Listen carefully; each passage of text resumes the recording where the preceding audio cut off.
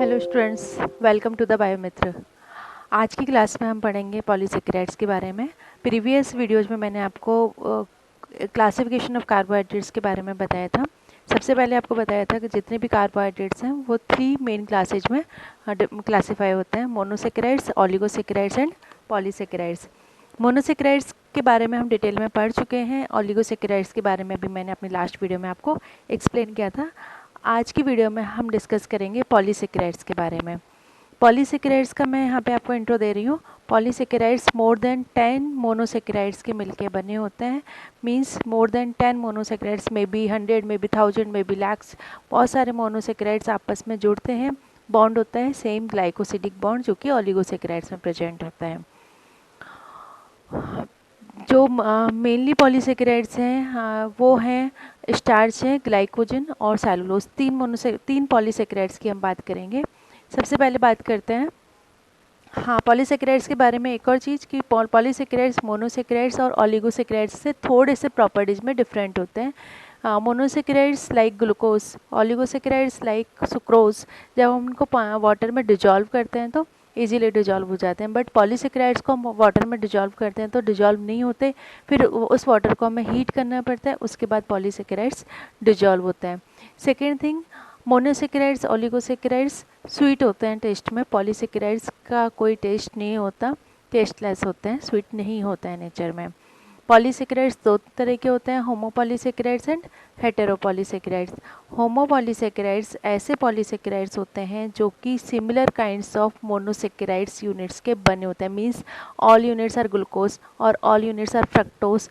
जितनी भी monosaccharide units हैं सब सेम होती हैं। तो सारे गैलेक्टोज के बने हैं, सारे फ्रक्टोज के बने हैं, सारे ग्लूकोज के बने, एक ही तरह के मोनोमर्स उसमें प्रेजेंट होते हैं। उनको बोलते हैं हम होमोपॉलीसेकेराइड्स। हेटेरोपॉलीसेकेराइड्स हम ऐसे पॉलीसेकेराइड्स को बोलते हैं जो कि डिफरेंट डिफरेंट टाइप के मोनोमर्स के बने हैं, या फिर उनके साथ में कुछ नॉन कार्बोहाइड्रेट मटेरियल भी प्रेजेंट होता है, जैसे कि ग्लाइकोप्रोटीन है। ग्लाइको जो टर्म है वो कार्बोहाइड्रेट से रिलेटेड है।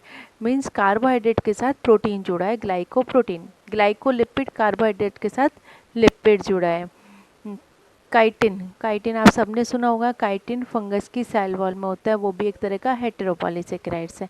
Means homopolysaccharides similar kind of monomer unit से मिलके बने होते हैं। हेटेरोपॉलीसेकेराइड्स डिफरेंट काइंड की मोनोमर से बने हैं, या फिर हो सकता है कि उसमें नॉन कार्बोहाइड्रेट कंपाउंड भी प्रेजेंट हो। यहाँ हम होमोपॉलीसेकेराइड की बात करते हैं तो एक एग्जांपल आता है सेलुलोज। सेलुलोज आप सबने सुना है कि प्लांट की सेल वॉल जो है वो सेलुलोज की बनी होती है। हम सेलुलोज को इसी उसमें जानते हैं। सेलुलोज फाइबर्स की फॉर्म में होता है। जनरली सेलुलोज फाइबर हम बोलते हैं, सेलुलोज फाइबर्स। हम जो भी सैलेड लेते हैं उस सैलेड में क्या है, प्लांट सेल है, प्लांट सेल की वॉल है, सेल वॉल क्या है, सेलुलोज की बनी हुई है। हम बोलते हैं सैलेड में फाइबर्स हैं क्योंकि वो रॉ है, कच्चा है, पका हुआ नहीं है, तो सेल वॉल उसके अंदर एज इट इज है। सेल वॉल है मीन्स सेलुलोज है, सेलुलोज फाइबर्स हैं, इसलिए हम बोलते हैं कि सैलेड खाना चाहिए। तो मैंने यहाँ यही बताया है कि this is mainly present in cell walls of plant. Cellulose is the most common form of polysaccharides. Cellulose किसका बना है, मल्टीपल यूनिट ऑफ ग्लूकोज का।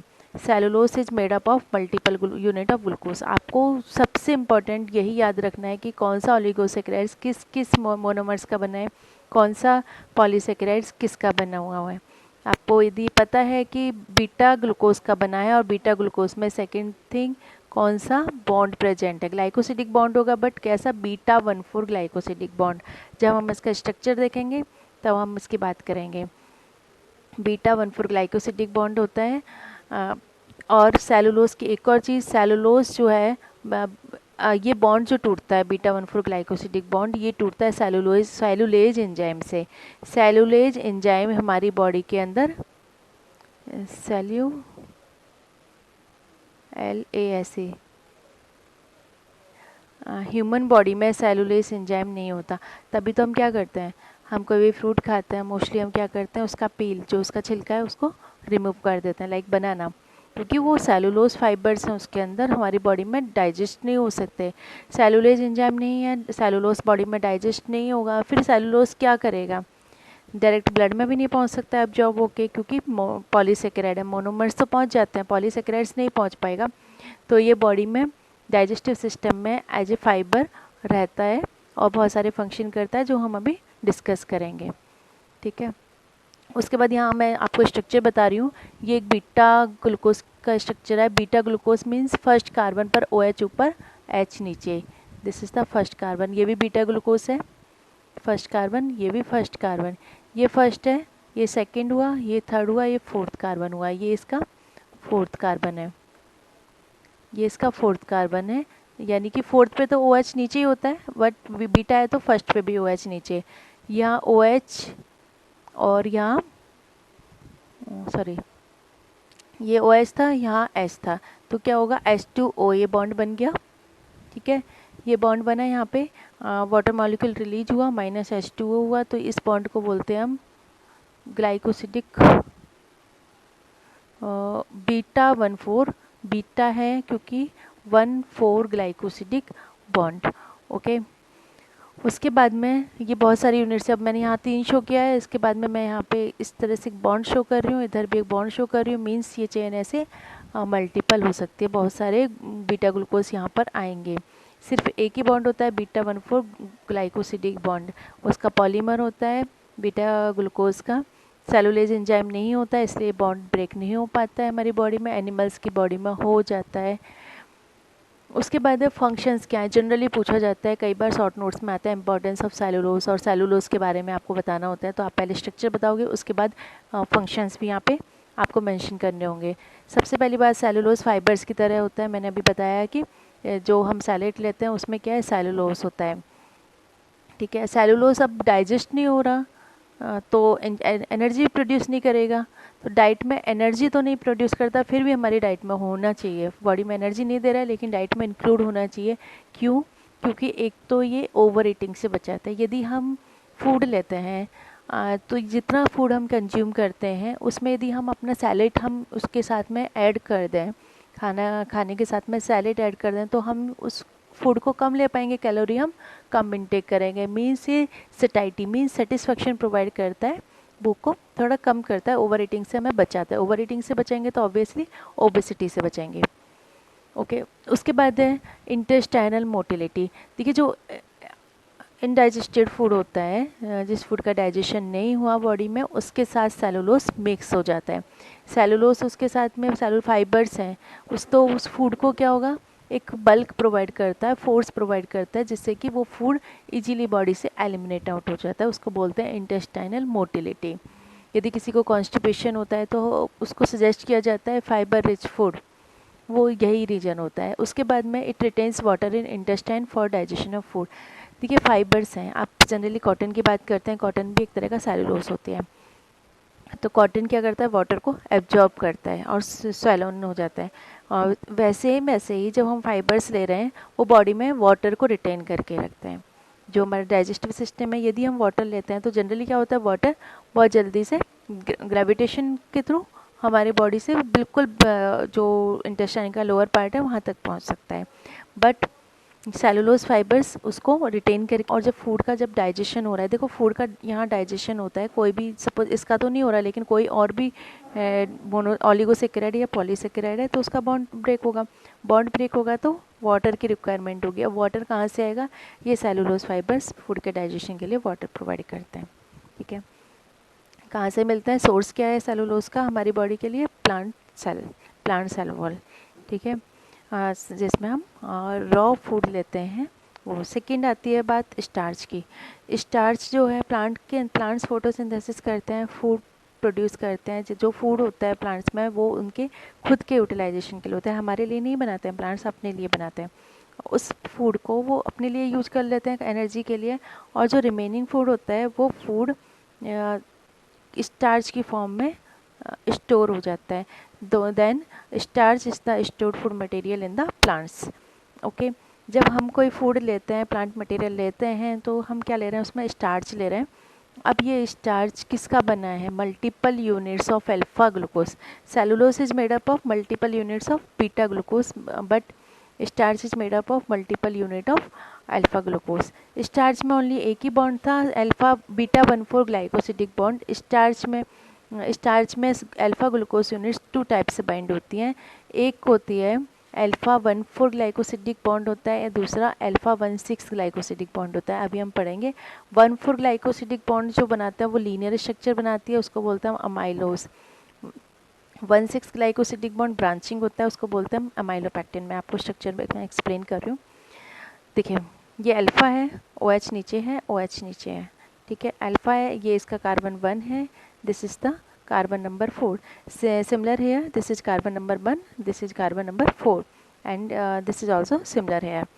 ओके, अब यहाँ अल्फ़ा 1,4 लिंकेज है, ये लीनियर स्ट्रक्चर बनता है इस तरह से। आगे और भी कंटिन्यू हो सकता है। This is known as amylose.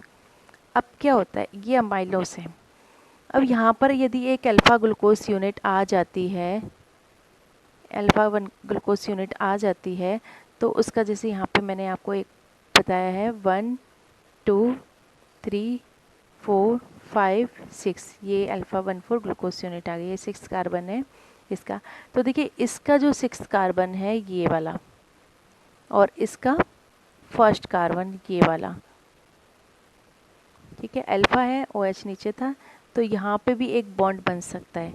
ये CH2OH, this is the 6 carbon, और this one is the first carbon.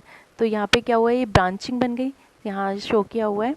ये अल्फ़ा 1,4 अल्फ़ा ग्लूकोज है, इसका ये फर्स्ट कार्बन था, यहाँ पे ये वाला फर्स्ट कार्बन था, और ये इसका 6 कार्बन था, दोनों के बीच में बॉन्डिंग हो गई। तो ये क्या हुआ, अल्फ़ा 1,6, ये आगे और भी कंटिन्यू हो सकता है। इसका 6 कार्बन, यहाँ पे एक और ग्लूकोज आ जाए जिसका फर्स्ट कार्बन और इसका 6 कार्बन, तो ये ब्रांचिंग हो गई, ठीक है। इसको बोलते हैं हम amylopectin. Means starch is the stored food material in the plants. It is made up of multiple units of alpha glucose. Alpha glucose is arranged in two forms. One is linear form, that is known as amylose, and in amylose structure, all monosaccharides, all alpha glucose units are joined together with the help of alpha 1,4 linkage. And second one is branching, that is amylopectin. In amylopectin structure, between alpha glucose, alpha 1,6 glycosidic linkage is present. Okay, this is glycogen. Glycogen is stored food material in the human body. Suppose we consume plant food, okay, in the form of starch, because starch is the stored food material in the plants. So we consume starch. Starch is broken down in the body in our digestive system. We will discuss about digestion in my later video. Okay. Starch किसका बना है, alpha glucose का। सो starch के digestion के बाद multiple units of alpha glucose are released in the digestive systems. Then these alpha glucose units are absorbed in the body through blood, and these are utilized for energy production. Remaining alpha glucose units are joined together to form glycogen. Okay, so glycogen is also made up of alpha glucose. This process occurs in liver and muscles. The formation of glycogen from remaining alpha glucose units occurs in liver and muscles. Liver is the main site. Okay, and formation of glycogen from alpha glucose is known as glycogenesis. Genesis is the formation, glycogen का synthesis. Okay, ये भी animals के अंदर stored food है, so this is also known as animal starch,